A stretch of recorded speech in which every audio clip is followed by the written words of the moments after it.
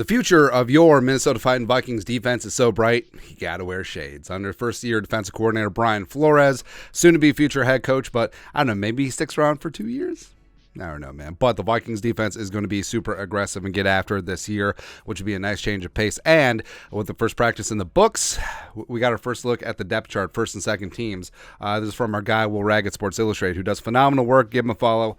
Give his stuff a read. And it's interesting because the Vikings obviously are going to be a multiple front. They're going to have times when they're 3 down linemen, 4 down linemen, five men up front.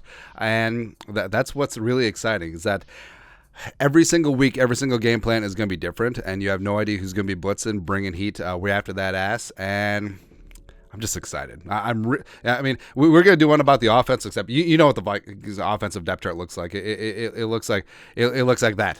That's about it. But the defense is going to be multiple. They're going to get after it. And I do think that since nickel is the new base, I mean, the setup of 2 down defensive linemen, 2 edge rushers, either stand up or hand the dirt, 2 linebackers, and 5 DBs could essentially be the Vikings' base defense. And I'm about it, man. So no Danielle Hunter.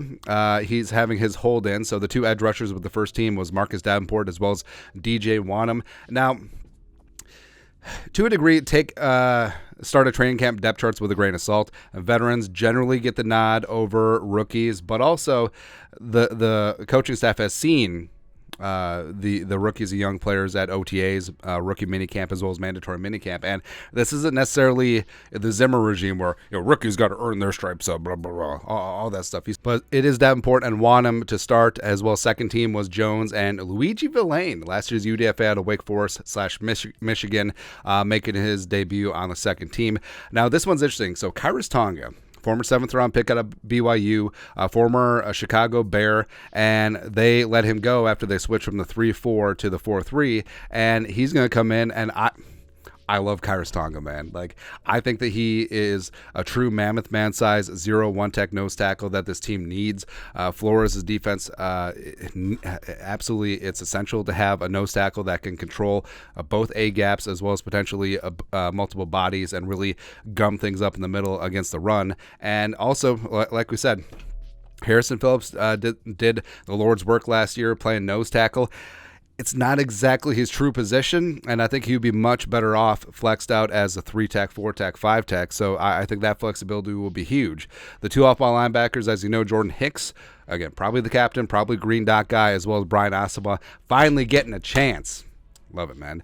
Cornerback-wise, interesting. So Caleb Evans, last year's 4th-round pick out of Mizzou, missed the remainder of the season last year after suffering 3 concussions. Kind of rough, but he's got new equipment. He's changed his tackling style and technique, so hopefully that keeps him on the field because he does have talent. He did show some nice flashes, especially in that Washington game. Joejuan Williams, who we did a video on earlier, the 2nd-round pick formerly in 2019 by the New England Patriots, number 45 overall, 6'3", 212, has insane length on the outside, has great press man ability, so he is really intriguing in this spot, as well as Byron Murphy in the slot where he's most comfortable. I mean, that's his role. That's his job. That's what he does, as well as the 2 safeties, Harrison Smith and Cameron Bynum. Now, they did work in 2 key reserves. Dean Lowry came in as a 5th down lineman. So, looking at the more traditional 3-4 look, but, Lowry worked his way in there.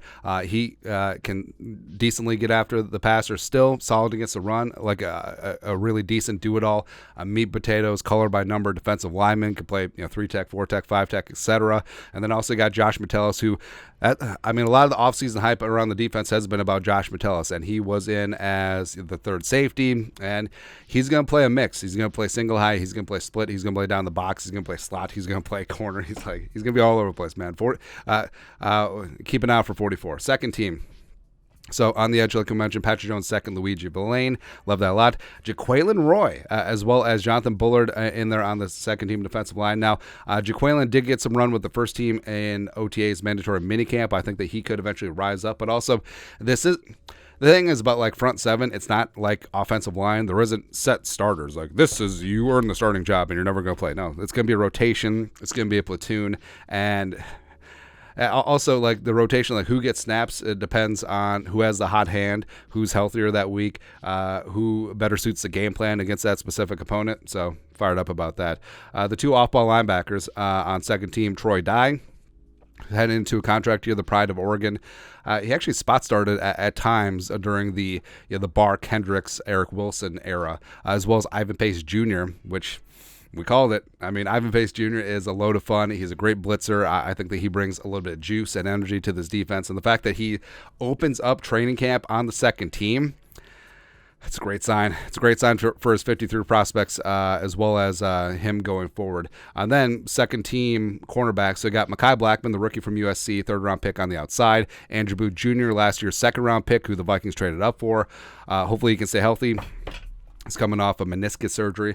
And then also you got Jalen Williams. So if you don't know the name, you should be familiar with the game. So he's UDFA slot cornerback out of Indiana. He's a Hoosier, 5'10", $195. He is aggressive. He is feisty, and he's going to be fun. He's going to be fun, man. Also, so this thing too, like, yeah, maybe rookies or young players don't open up camp as the starters, as the default or tie generally goes to the veteran. But the fact that Jalen Williams as a UDFA, the fact that Ivan Pace Jr. as a UDFA, showed up and showed out at rookie camp, OTAs, mandatory minicamp, and all of a sudden they're working in with the second team day one of training camp, that should raise some eyebrows. Absolutely should, especially in the secondary with Jalen Williams, as Flores is a secondary guy first and foremost. And also, I got Lewisine and Josh Metellus working as the second team safeties. And Lewisine, I know that they're bringing him along slowly.